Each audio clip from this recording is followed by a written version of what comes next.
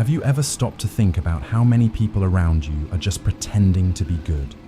Diogenes of Sinope, a philosopher from the 4th century BC, had a pretty straightforward answer to that. Almost all of them. He lived in a barrel, despised social conventions, and had a simple mission: to show how society as a whole was just one big theatre of lies. This man walked through the streets of Athens with a lantern in broad daylight, saying he was looking for an honest man. Spoiler alert, he never found one. Diogenes wasn't just being provocative. He had discovered something that still makes people uncomfortable today. We live surrounded by people who wear masks of kindness, but inside, they're completely different.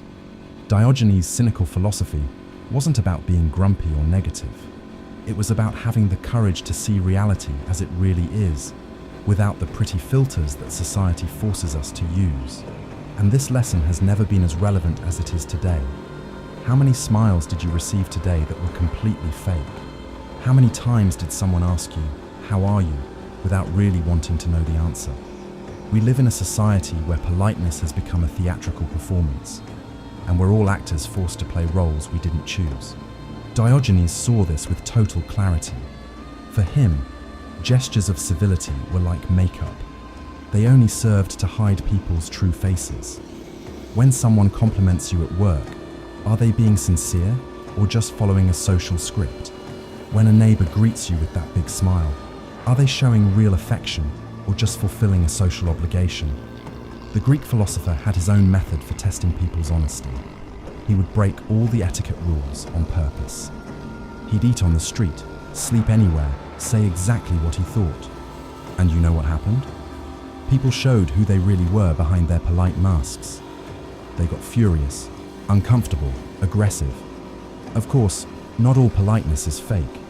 Some gestures of civility really do make coexistence easier and demonstrate genuine respect. But Diogenes teaches us to tell them apart. Real kindness doesn't disappear when nobody's watching, doesn't change based on convenience, doesn't need an audience to exist. Today, there's a new form of morality that Diogenes would certainly question. Political correctness turned into dogma. I'm not talking about respecting differences. That's always been important. I'm talking about when that respect becomes an empty ritual, a list of forbidden and approved words that you follow without thinking. Watch how some people talk. Every sentence seems to have gone through an internal filter, checking if it's aligned with the moral expectations of the moment. They don't express thoughts. They recite social catechisms. It's as if they've memorized a manual on how to be a good person, but forgot to develop genuine goodness. Diogenes would say that this obsession with not offending is a sophisticated form of intellectual cowardice. When you're so afraid of thinking wrong, you stop thinking altogether. You prefer to repeat ready-made truths rather than discover your own convictions. And here's the paradox: a generation that constantly talks about authenticity, but lives following pre-approved scripts. The most ironic thing is that this new moral orthodoxy has created its own fundamentalists. People who monitor every word others say, ready to punish any deviation from accepted doctrine. But does this constant surveillance produce better people, or just more cautious people who've learned to hide their prejudices behind clean language? If you've ever felt bad about helping someone without photographing the moment, welcome to the 21st century. We live in an era where any act of kindness that isn't documented almost doesn't count as real kindness. It's as if generosity only exists when it has an audience. Diogenes lived in an age without cameras, but he perfectly understood this type of moral theatre. For him, true generosity was almost invisible, not because it was hidden, but because it didn't need to announce itself. When you do good to feel good about yourself, not to be seen as a good person, the motivation is completely different. Social media has created a strange economy of virtue. Every good deed can generate likes. Every cause embraced can earn followers. And this has contaminated even genuinely generous impulses. Now, many people choose their causes not for the real impact they can have, but for how much they'll improve their public image. But here's an interesting thought. Maybe some of these digital altruists really do transform in the process. Maybe starting with vanity, some end up developing real compassion. The question is it worth the risk of turning charity into performance? Diogenes would say no, that the ends don't justify corrupted means. Diogenes' followers were called cynics, a word that comes from dog in Greek. And this wasn't an insult, it was an ideal. Because dogs have an honesty that we lose in adult life. They don't fake emotions they don't feel, don't hide basic needs, aren't ashamed of being who they are. Diogenes chose to live like a philosophical dog. He slept when he was sleepy, ate when he was hungry, spoke what he thought without diplomatic filters. To the Athenian elite, this was scandalous. To him, it was pure freedom. He had discovered that most of our prisons are self-imposed. Picture the scene: a man who gave up home, fine clothes, social status, and seemed happier than any successful citizen of Athens. This was disturbing because it showed a troubling truth. Maybe all that effort to impress others was completely unnecessary. Of course, not everyone can or should live like Diogenes lived. We have real responsibilities, people who depend on us, projects that require stability. But we can apply his wisdom in an adapted way, question which social conventions really serve our well-being, and which are just golden prisons we accept without thinking. The lesson isn't to abandon everything, but to consciously choose what's worth keeping in our lives. And to have the courage to discard what only serves to impress people who might not even really care about us. Here's a thought that might make you uncomfortable. Do you have the courage to be good in an imperfect way? Because there's a huge difference between polite goodness and courageous goodness. The first never bothers anyone. The second sometimes needs to bother people to be effective. Diogenes was kind, but in a way that many people would consider rude. He helped people by pointing out their illusions directly and sometimes brutally. He didn't use soft words or diplomatic methods. He believed that sometimes the truth hurt less when it came fast, like ripping off a band-aid all at once. Our society has created a very polite type of kindness that avoids conflicts, never confronts, prefers to omit difficult truths rather than hurt feelings. It's a safe kindness that guarantees you'll always be seen as a nice person. But is it really effective? Sometimes being truly good requires the courage to disappoint expectations, to say no when everyone expects you to say yes, to confront destructive behaviors in people you love, to choose honesty instead of superficial harmony. This doesn't mean being cruel or insensitive. It means understanding that real goodness sometimes has thorns, that true love can include difficult moments, that helping someone doesn't always mean giving that person what they want to hear. How many of your friends would still be around if you stopped being convenient?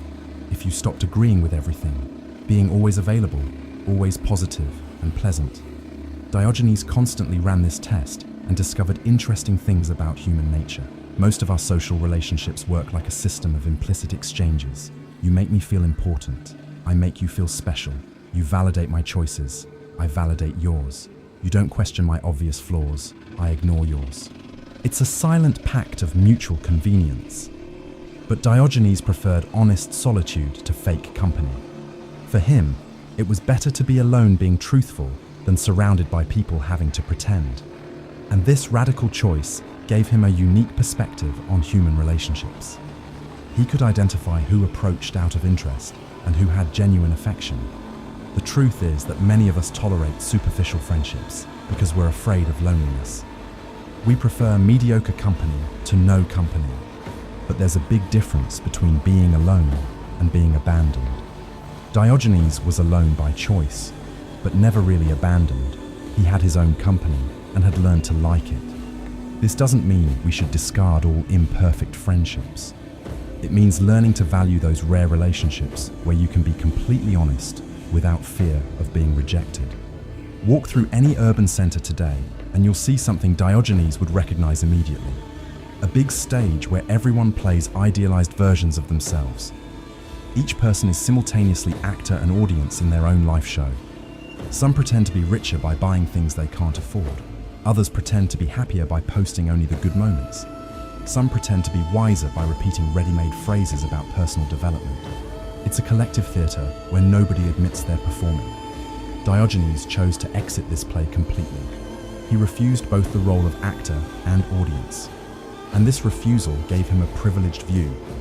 He could see the artificiality that the participants themselves couldn't see because they were too busy sustaining their own performances. But here's an interesting counterpoint. Maybe some of these performances have value. Maybe pretending to be better than we are sometimes motivates us to actually improve. Maybe aspiring to an idealized version of ourselves is a form of growth, even if it starts artificially. The question is finding the balance between healthy aspiration and neurotic theatre, between wanting to genuinely improve and just wanting to look better. Diogenes teaches us that the difference lies in motivation. Do you want to grow for yourself or for others' approval? There's a type of person that Diogenes particularly hated, the one who mastered the art of sounding smart without really knowing what they're talking about. These are people who learned all the social codes, who know exactly what opinion to have about each subject, who speak eloquently about topics they've only studied superficially. They represent a sophisticated form of intellectual dishonesty because they use social intelligence not to genuinely connect with other people, but to build an image of competence and wisdom. They're like permanent politicians, always campaigning for their own reputation. Diogenes, on the contrary, took pride in admitting ignorance. When he didn't know something, he clearly said he didn't know. When he didn't understand, he asked simple, direct questions. For him, faking knowledge was a form of cowardice. It showed fear of seeming ordinary or limited. Our era has amplified this problem. With infinite information available, many people think that having access to data is the same as having wisdom. They confuse the ability to Google with real knowledge, the skill of repeating information with genuine understanding. But there's a liberating irony in this. When you stop trying to impress with your intelligence, you can start using it more effectively. When you don't need to prove you know everything, you can focus on learning what really matters. And this, paradoxically, makes you wiser than any intellectual performance. Diogenes had only a cloak and slept wherever night fell. When he saw a boy drinking water straight from the fountain with his hands, he threw away his only cup, realizing that even that was dispensable. For him, each object less meant 1 degree more of freedom. Today, we do exactly the opposite. We complicate basic needs until they become sophisticated rituals. We don't drink water. We hydrate with special beverages. We don't eat food. We have gastronomic experiences.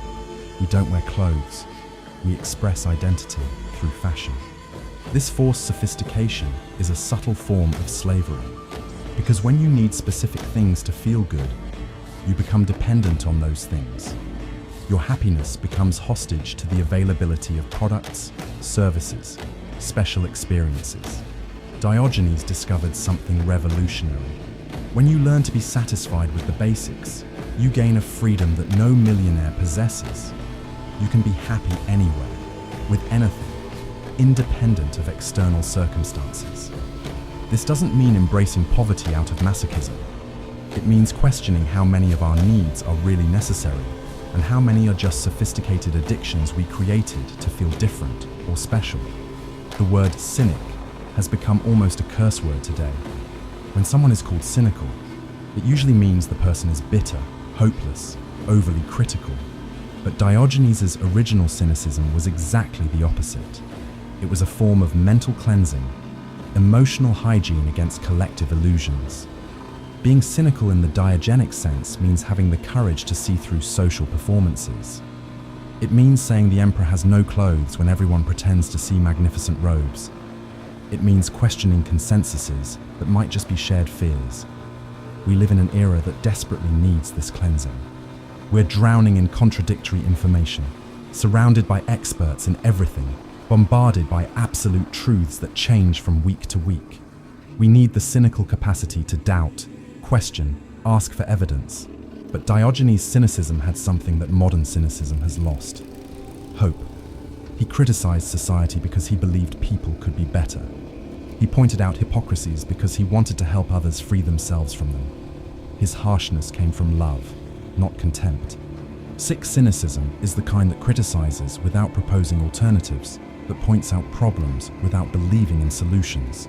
Healthy cynicism is the kind that clears illusions to make room for better truths. One of the most absurd pressures of modern life is the obligation to have an opinion about everything. If a tragedy happens on the other side of the world, you need to take a position.